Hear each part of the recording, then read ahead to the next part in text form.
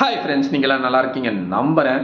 21வது நாளா இந்த போருங்கிறது நடந்துட்டு இருக்கு மிடில் ஈஸ்ட்ல. ரொம்ப முக்கியமா ஈரான் சைட்ல இருந்து வந்து பாத்தீங்கன்னா அலி முகமது நைனின்னு சொல்லிட்டு ஸ்போர்ட்ஸ் பர்சன் வந்து பாத்தீங்கன்னா இஸ்ரேல்னால அட்டாக்ல கொல்லப்பட்டிருக்காப்ல.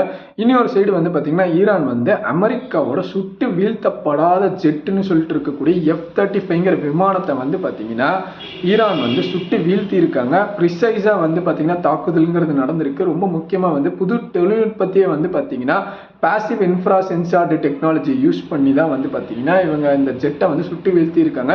இது நாள் வரைக்குமே வந்து பார்த்தீங்கன்னா எந்த போர்லையுமே சுட்டு வீழ்த்தாத ஒரு விமானமாக வந்து பார்த்தீங்கன்னா F-35ங்கிற விமானம் இருந்துட்டு இருந்தது. ஆனால் இப்போ ஈரான் வந்து சுட்டு வீழ்த்திட்டு அப்படிங்கிற மாதிரி மென்ஷன் பண்ணுறாங்க, வீடியோவும் வெளியிடுறாங்க. பதிலுக்கு அமெரிக்கா என்ன சொல்கிறாங்கன்னு வந்து பார்த்தீங்கன்னா பைலட் எல்லாமே சேஃபாக தான் இருந்துட்டு இருக்காங்க. எமர்ஜென்சியாக வந்து நாங்கள் லேண்ட் பண்ணிட்டோம். ரொம்ப முக்கியமாக ஈரான் வந்து எங்கள் மேலே அந்த ஜெட்டில் தாக்குதல் நடத்தி இருந்தாலுமே நாங்கள் எமர்ஜென்சியாக லேண்டிங் பண்ணதுனால சேஃப்கார்டாக தான் இருந்துட்டு இருக்கு. ஈரான் என்ன கிளைம் பண்ணுறாங்கன்னா நாங்கள் சுட்டு வீழ்த்திட்டோம் அப்படிங்கிற மாதிரி தான் மென்ஷன் பண்ணிட்டு வந்துட்டு இருக்காங்க. ரொம்ப முக்கியமாக பிரசிடென்ட் டொனால்ட் ட்ரம்ப் வந்து ஆல்ரெடி வந்து பார்த்தீங்கன்னா 90% ஈரானோட மிசைல்ஸை வந்து நாங்கள் டிஸ்ட்ராய் பண்ணிட்டோம்னு சொன்னாலுமே இந்த டைமில் வந்து பார்த்தீங்கன்னா ஈரான் இந்த அளவுக்கு கொண்டு போகிற அளவுக்கு வந்து பார்த்தீங்கன்னா அவங்க கிட்ட டெக்னாலஜி தொழில்நுட்பம் எல்லாமே இருக்கிறதுனால வந்து பார்த்தீங்கன்னா அமெரிக்காவோட ஒரு ஃபைட்டர் ஜெட்டையே வந்து பார்த்தீங்கன்னா சுட்டு வீழ்த்துற அளவுக்கு தொழில்நுட்பத்தோட தான் இருந்துட்டு இருக்காங்க ஈரானை பார்த்தா.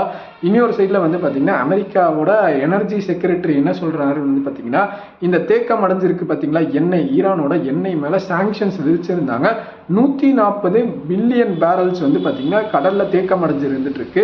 ஈரானோட எண்ணெயை தேக்கம் அடைஞ்சிருக்கு. இன்னொரு பக்கம் வந்து பார்த்தீங்கன்னா எண்ணெய் விலைங்கிறது வந்து சர்வதேச லெவலில் நாளுக்கு நாள் விலையேறிட்டே போகிறதுனால வந்து பார்த்தீங்கன்னா ஈரானோட ஆயில் மேலே வச்சிருக்கக்கூடிய சாங்ஷன்ஸ் எல்லாமே ரிமூவ் பண்ணுறோம் அப்படின்னு சொல்லிட்டு அமெரிக்கா முன்னாடி வந்திருக்காங்க.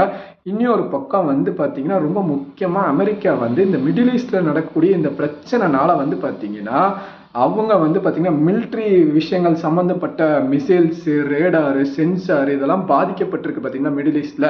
இது எல்லாத்துக்கும் விலையாக வந்து பார்த்தீங்கன்னா ஒரு டீல் வந்து பார்த்தீங்கன்னா மிடில் ஈஸ்ட்டுக்கு சேல் பண்ணுறாங்க. மிலிட்ரி எக்யூப்மெண்ட்ஸ் எல்லாமே வந்து பார்த்தீங்கன்னா ஒரு 16 பில்லியனுக்கு வந்து பார்த்தீங்கன்னா சேல் பண்ண போகிறதா வந்து பார்த்தீங்கன்னா இப்போ நியூஸில் எல்லாமே ரிப்போர்ட் பண்ணப்பட்டிருக்கு. இனி ஒரு சைடு வந்து பார்த்தீங்கன்னா பிரதமர் பெஞ்சமின் நெத்தன்யாஹூ என்ன சொல்றாருன்னு வந்து பார்த்தீங்கன்னா தேவைப்பட்டா ஈரானுக்குள்ள கிரவுண்ட் இனோவேஷன்ங்கிறது நடக்கும்ங்கிறத மென்ஷன் பண்றாரு. இன்னொரு பக்கம் வந்து பார்த்தீங்கன்னா ட்ரம்ப் ஈரானுக்குள்ள நான் ட்ரூப்ஸ் எல்லாம் அனுப்ப போறது இல்லை அப்படிங்கிறதையும் வந்து சொல்றாப்புல. போர்களில் இஸ்ரேல் வந்து ஈரான் மேலே தாக்குதல் நடத்துறாங்க. இன்னொரு பக்கம் வந்து பார்த்தீங்கன்னா லெபனான் மேலேயும் தாக்குதல் நடத்துறாங்க.